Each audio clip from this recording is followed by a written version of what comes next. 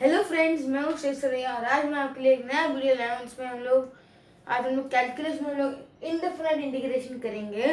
तो सबसे पहले हम एक बार लास्ट लेक्चर का एक बार रिकैप कर लेते हैं। लास्ट लेक्चर में उन्होंने डिफरेंशिएशन करा था, उन्होंने सारे फॉर्मूला लिखे थे, सारे रूल्स पढ़े थे, प्रोडक्ट रूल, चेन रूल, और उन्होंने कुछ क्वेश्चन किए थे।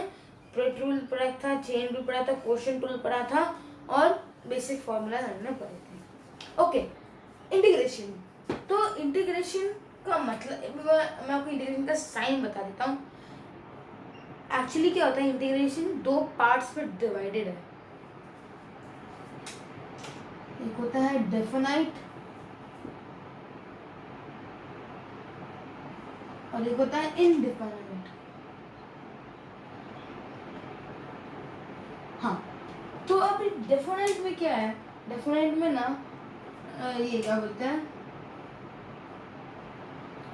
डेफिनाइट में देखो ये जो है ये इंटीग्रेशन का साइन होता है। अभी इंटीग्रेशन का साइन कहाँ है, इंटीग्रेशन का मतलब क्या है। तो आप कोई भी ग्राफ बनाओ, कोई भी रैंडम फंक्शन का ग्राफ। ओके, सपोज मेरा एक ऐसा फंक्शन है,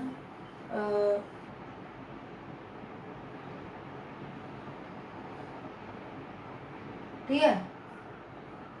तो ये जो एरिया अंडर द कर्व है ना, this can be represented by integration. तो डेफिनेट इंटीग्रेशन में क्या होता है, अब देखो ये साइन का है एक बार उसमें बोलते हैं। तो हम लोग ये सब एरियाज का सम कर रहे हैं। जब हम सम कर रहे हैं तो सम का हम लोग का नोटेशन क्या होता है, सिग्मा होता है ना, सिग्मा। अगर सिग्मा होता है ना, वो प्रोजेक्शन में यूज करते हैं। तो फिर अभी यहाँ पे तो सिग्मा नहीं लगा सकते, सिग्मा में प्रॉपर एकदम वो जो 1+2 है, इसमें तो नहीं सब चीज़ें हम लोग को पता है, ये कितना है, ये कितना है, ये कितना है। तो फिर हम क्या करते हैं, इसमें इसको ये दिया, ये आता है एस वर्ड से, समेशन।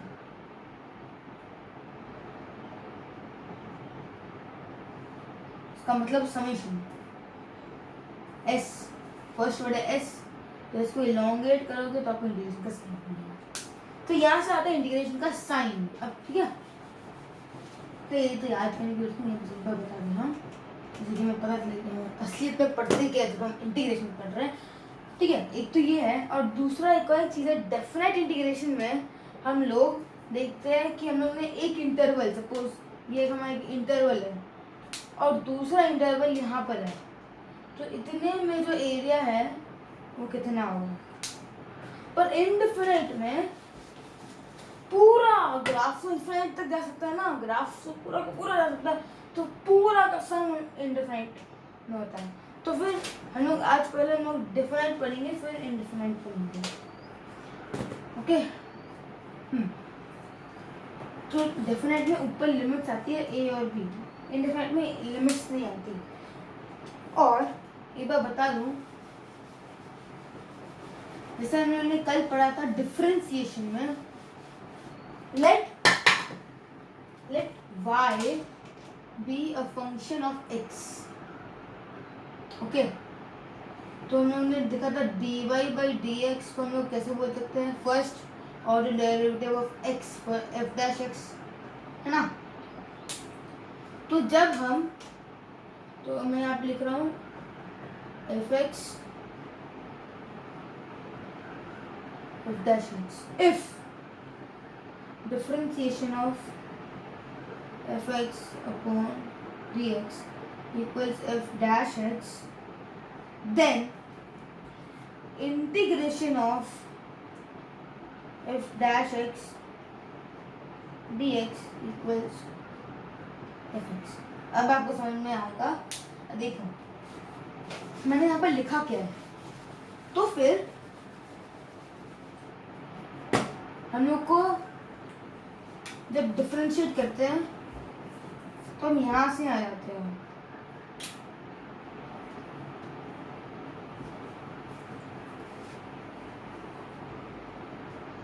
और जब हम इंटीग्रेट करते हैं तो हम यहाँ से आ जाते हैं।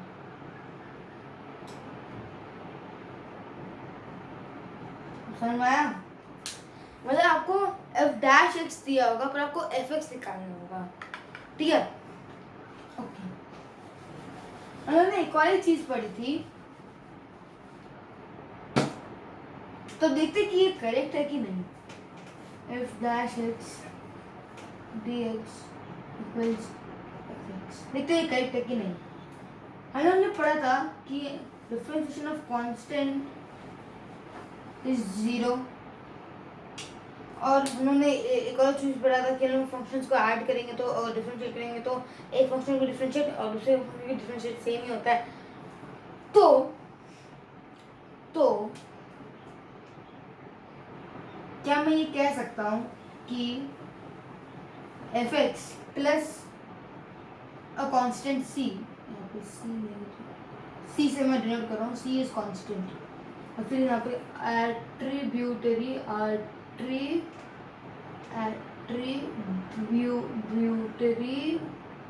कांस्टेंट, से इसने नाम दिया है कांस्टेंट, एट्रीब्यूटरी कांस्टेंट। तो upon dx is equal to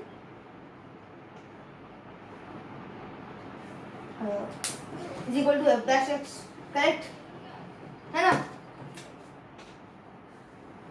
f dash x ये भी ले सकते हैं। तो इसीलिए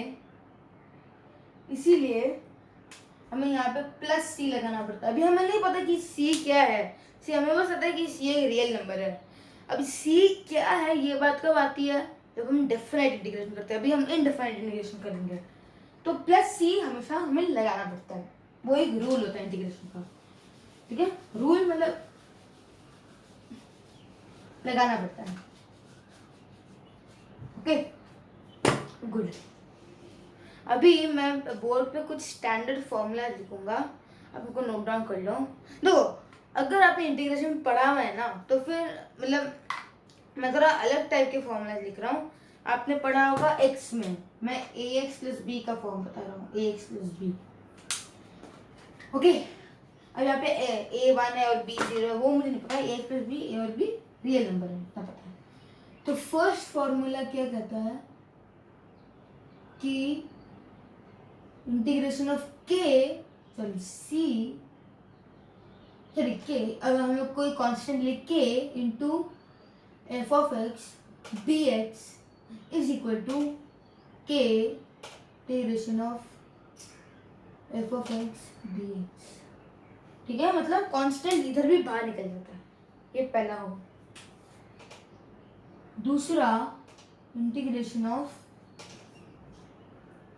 ax plus B to the power n is equal to, ये बहुत ज़्यादा यूज होता है, पर हाँ ये एलिमेंट्री इंटीग्रेशन में बहुत ज़्यादा यूज होता है। एलिमेंट्री मतलब प्रैक्टिस प्रॉब्लम्स में बहुत ज़्यादा यूज होता है।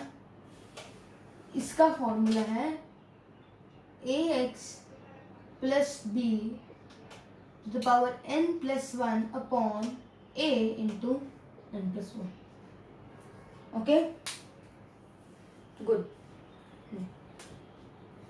पर इधर एक और चीज है, हमें रियल वैल्यूज में देखना है, तो हमें बोलना पड़ेगा a not equal to 0, n not equal to 0, sorry n not equal to -1, ठीक है।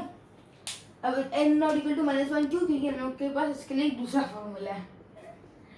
मैं इसको एक बार देख लेता हूँ, हमें पास इसका दूसरा फॉर्मूला है, तो हम कैसे लिख सकते हैं। Third integration of dx upon ax plus B, मतलब ax plus B to the power -1 एक ही हुआ, is equal to ln mod, अरे यार sorry ln mod ax plus B, यहाँ पे आएगा प्लस सी, आएगा प्लस सी, ठीक है। फोर्थ देखो, पहले ना आप एक बार वीडियो पॉज करो और ये दोनों को एक बार आप नोट डाउन कर लो, ठीक है। अभी देखो नेक्स्ट फॉर्मूला,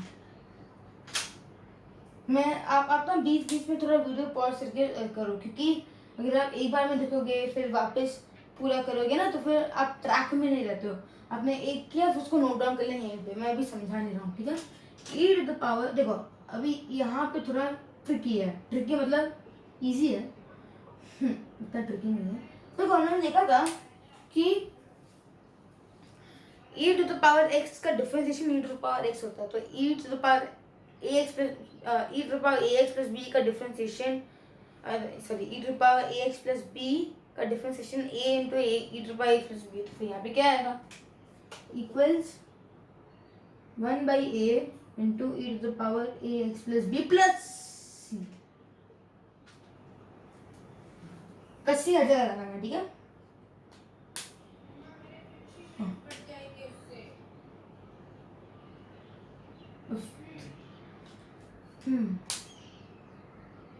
अभी हम लोग जाएंगे ट्रिग्नोमेट्री में, सब ट्रिग्नोमेट्री है हमारा, साइन एक्स, साइन एक्स नहीं, sine A X plus B. अब कॉस एक्स का डिफरेंशिएशन क्या था, माइनस साइन एक्स, तो साइन एक्स का डिफरेंशिएशन क्या होगा, minus cos X, correct.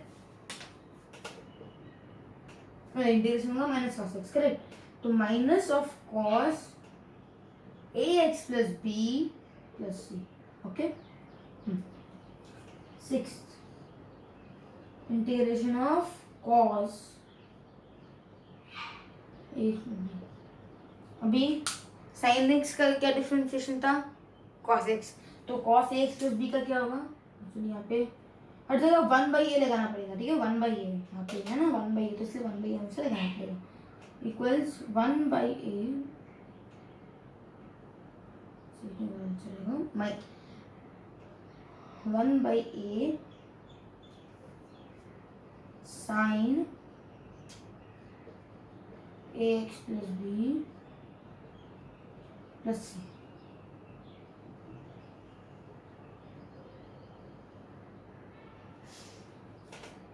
Seven, sine के बाद क्या है, कॉस, कॉस के बाद क्या आया, कॉस के बाद क्या आया, tan,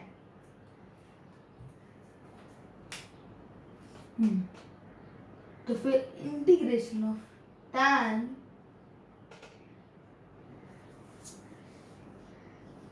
A X plus B, देखो एक चीज याद रखो, टैन और सेक के बीच में ना बहुत अच्छा रिलेशन होता है, वो हमने एक चीज देखी है, tan tan X, tan square X equals 1 plus sec square X वगैरह, बहुत सारे फॉर्मूला हैं जिसमें सिर्फ टैन और सेक आता है, ओके।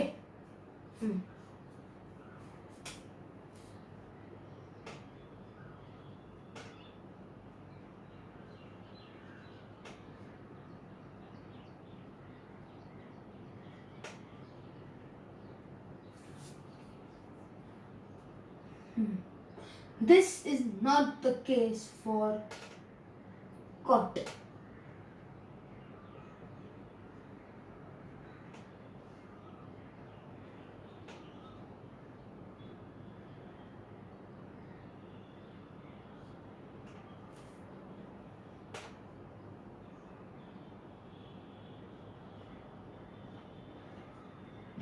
Okay. फिर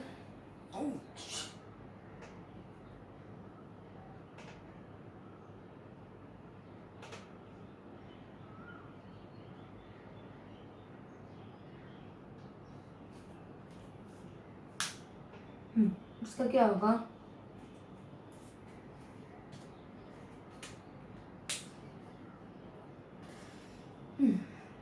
इसका होगा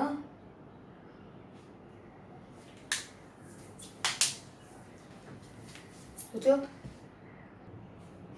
हाँ तो बस x का होगा 1 by A ln sec x plus tan x, यहाँ पे भी tan x प्लस तो फिर यहाँ हो गया cosec x, sorry cosec a x plus b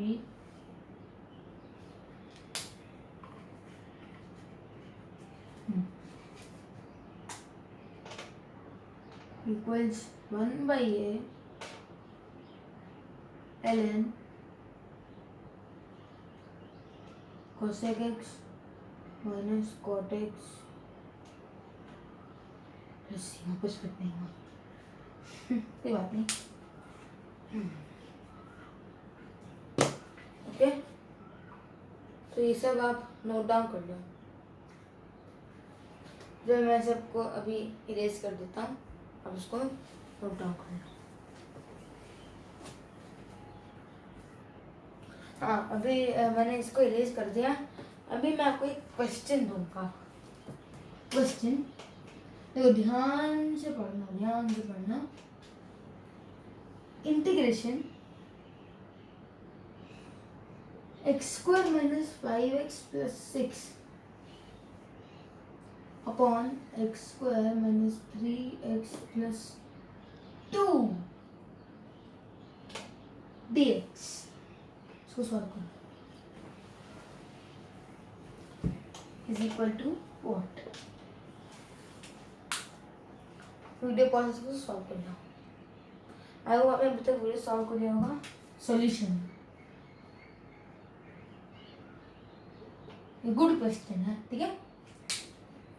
x² - 5x + 6 है, x² - 3x + 2 है। दोनों को फैक्टराइज करो। x - 2 × x - 3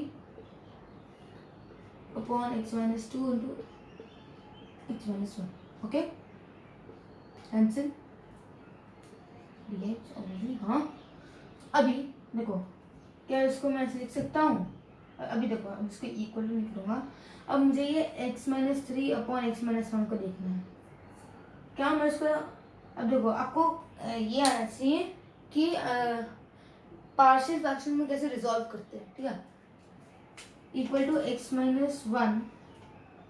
2 upon x - 1 equals 1 - 2 upon x - 1। Okay, good.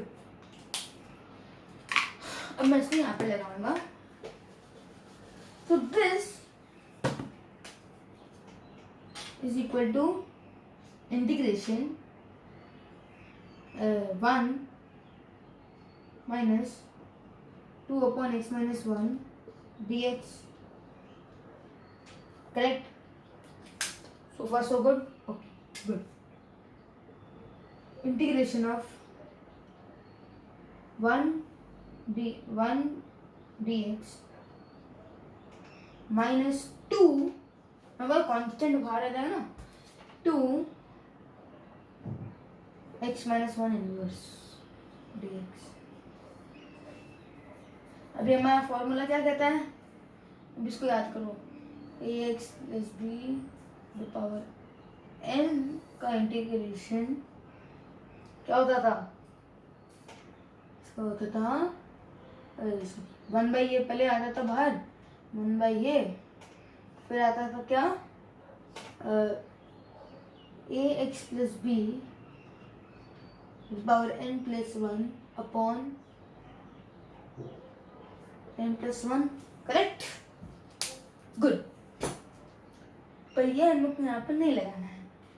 क्यों नहीं लगाना? क्योंकि वहाँ पे एक और चीज था कि इनवर्स के लिए ये लागू नहीं होगा। तो integration of x - 1 inverse dx equals 1/1, तो 1 ही हो गया। इसको तो मिटा देंगे। 1/1 तो 1 ही हो गया। तो यहाँ पे a इक्वल्स 1 है और b equals -1। Correct? ln ax मतलब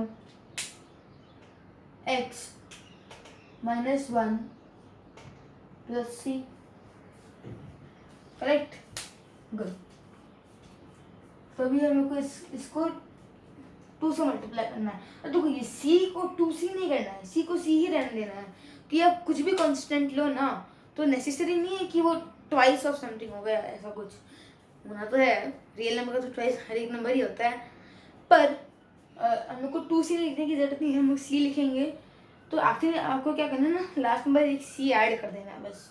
इनडेफिनाइट इंटीग्रेशन में। डेफिनाइट इंटीग्रेशन में थोड़ा अलग होता है, तो वो बाद में लिखेंगे। 1 dx का 1 इक्वल्स एक्स टू पावर 0 ना, एक्स टू पावर 0 का क्या हो गया, एक्स टू पावर 1 अपॉन तो एक्स ही हो गया ना इसका, तो upon equals x minus 2 into ln x minus 1 plus c नहीं आएगा,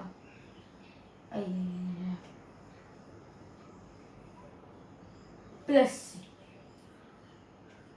कितने बच्चों का ये आंसर आया, वेरी गुड, जितने भी बच्चों का वेरी गुड आंसर, इसको नोट डाउन कर लो। चलो अब आपने अभी तक नोट डाउन कर लिया तो मैं इसको यूज करूँगा। तो ये है हमारा सेकंड क्वेश्चन। वीडियो पॉज करो और इसे सॉल्व करो, ओके। आई होप आपने अभी तक सॉल्व कर लिया होगा। तो फिर देखो, मोस्ट ऑफ द लोग क्या करेंगे, एक्स क्यू माइनस 1 को लिखेंगे x minus 1 x square plus x plus 1। ये हमें नहीं करना है, क्यों, क्यों कि एक चीज नहीं है, आप अभी नोट डाउन कर लो कि इंटीग्रेशन में कोई चेन रूल नहीं होता। कुछ ऐसा हम लोग का चेन रूल नहीं है कि dy by d x by ऐसा कुछ नहीं है, ठीक है। हम लोग को सिर्फ इंटीग्रेट करना है, इसलिए इंटीग्रेशन ट्रिकी होता है, ओके। इसको नोट डाउन करो।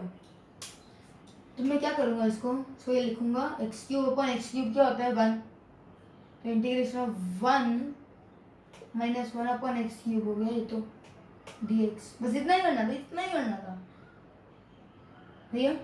इसको स्प्लिट कर दो, integration of 1 dx minus integration of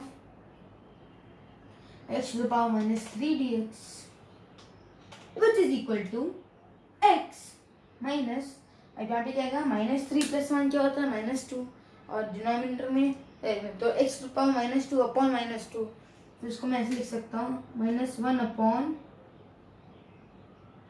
-1 upon sorry 2x square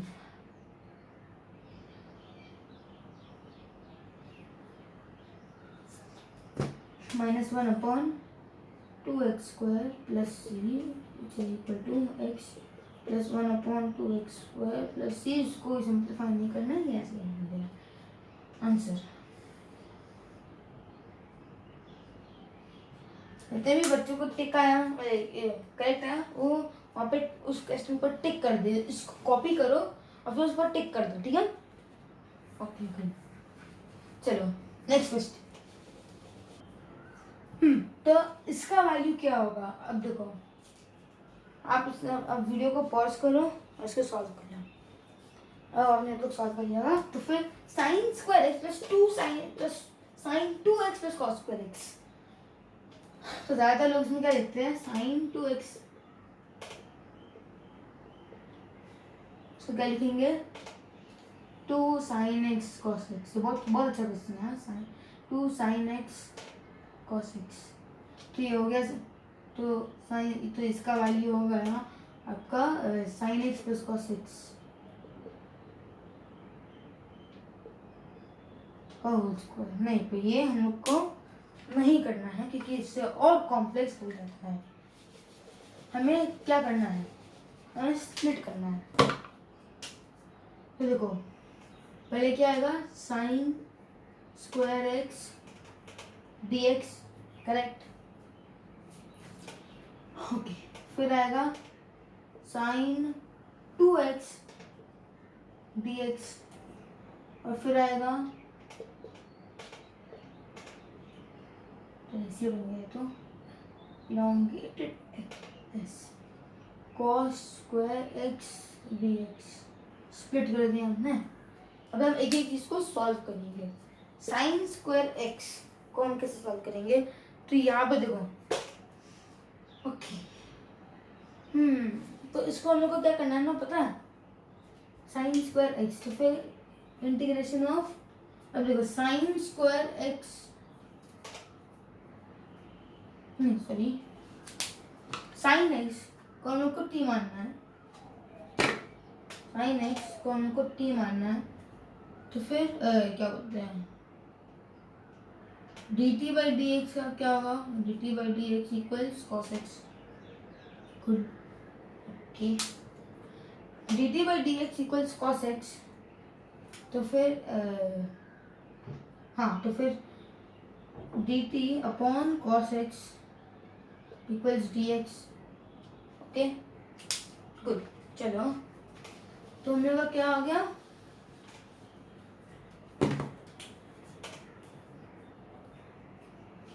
T square by cos x D T, okay good, plus sign 2x, इसमें 2 साइन एक्स कॉस एक्स है, okay.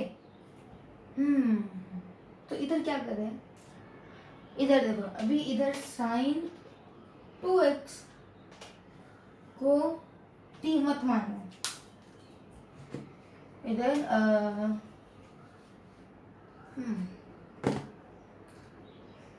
इधर 2x को t मानोगे तो शायद आपका काम हो सकता है, क्या पता।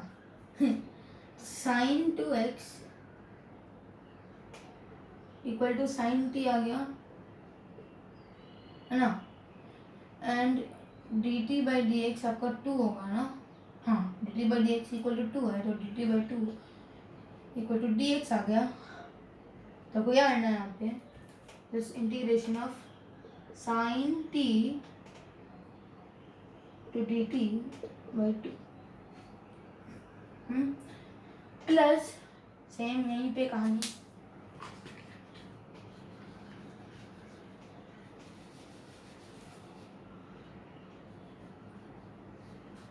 बहुत खतरनाक क्वेश्चन है, हाँ। तो फिर यहाँ पे ना आप cos x को ना t मानो, ओके, तो dt by sine x by minus sine x equals dx, okay. यहाँ पे आपका सीधा सीधा लिख दो, क्या आएगा, T square minus 1 minus T square by sine x D T,